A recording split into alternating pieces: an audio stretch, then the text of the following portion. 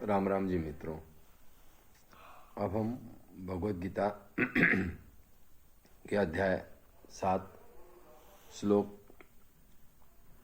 22, 23, 24 और 25 में प्रवेश करेंगे। भगवान श्री कृष्ण श्लोक 22 में कह रहे हैं, सह तया श्रद्धया युक्तः तस्य आराधनम ईहते लभते च ततः कामान मया एव विहितान हितान।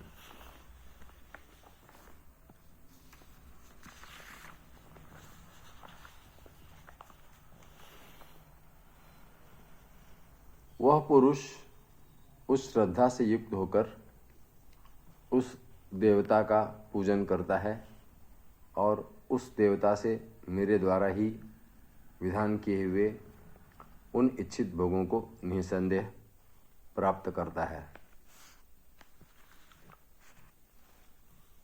श्लोक 23 में भगवान श्री कृष्ण कह रहे हैं, अंतवत तु फलम तेषाम तत् भवति अल्पमेधसाम देवान देवयज्ञः देवयजः यान्ति मद्भक्ताः यान्ति माम अपि। परंतु उन अल्प बुद्धि वालों का वह फल नाशवान है तथा वे देवताओं को पूजने वाले देवताओं को प्राप्त होते हैं और मेरे भक्त चाहे जैसे ही भजें अंत में वे मुझको ही प्राप्त होते हैं। भगवान श्री कृष्ण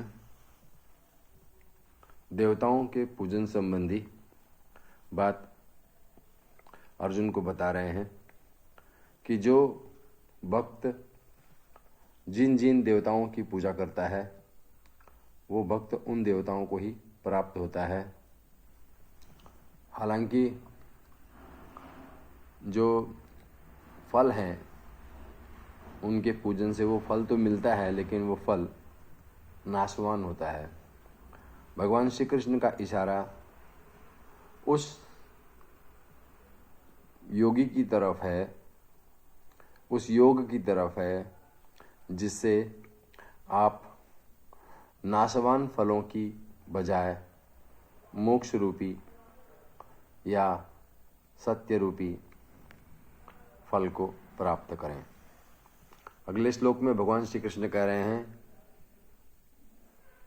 अंतवत तु फलम तेषाम तत् भवति अल्पमेधसाम देवान देवयजः यान्ति मद्भक्ताः यान्ति माम अपि। परंतु उन अल्प बुद्धि वालों का वह फल नाशवान है।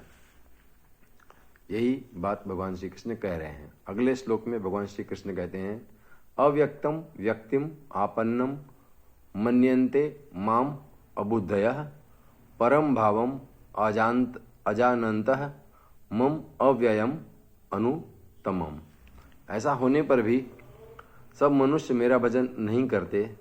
इसका कारण बुद्धिहीन पुरुष मेरे अनुत्तम अविनाशी परम भाव को न जानते हुए मन इंद्रियों से परे मुझ सच्चिदानंद परमात्मा को मनुष्य की भांति जन्मकर व्यक्ति भाव को प्राप्त हुआ मानते हैं। अगले श्लोक में भगवान श्री कृष्ण कह रहे हैं, न अहम प्रकाशः सर्वस्य योग माया समावृत्तः मूढ़ः अयम न अभिजानाति लोकः माम अजम अव्ययम। तथा अपनी योग माया से छिपा हुआ मैं सबके प्रत्यक्ष नहीं होता, इसलिए यह अज्ञानी जन समुदाय मुझ जन्म रहित अविनाशी परमेश्वर को नहीं जानता, अर्थात मुझको जन्मने मरने वाला समझता है। भगवान श्री कृष्ण बता रहे हैं कि सामान्य मनुष्य भगवान श्री कृष्ण की पराकाष्ठा को नहीं जानता, वो उन्हें जन्म मरण युक्त समझता है और इसीलिए वो भगवान श्री कृष्ण की भक्ति में नहीं लीन हो पाता। आज इतना ही है।